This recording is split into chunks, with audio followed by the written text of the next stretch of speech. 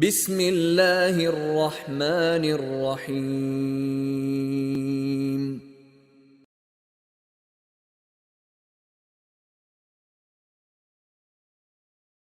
سبح اسم ربك الأعلى الذي خلق فسوى والذي قدر فهدى والذي أخرج المرعى فجعله غثاء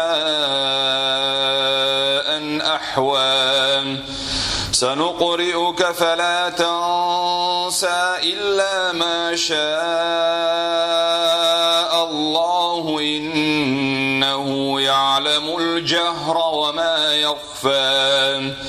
ونيسرك لليسرى فذكر إن نفعت الذكرى سيذكر من يخشى ويتجنبها الأشقى الذي يصلى النار الكبرى ثم لا يموت فيها ولا يحيا قد أفلح من تزكى وذكر اسم ربه فصلى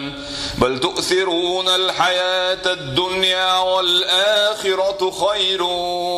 وأبقى إن هذا لفي الصحف الأولى صحف إبراهيم وموسى.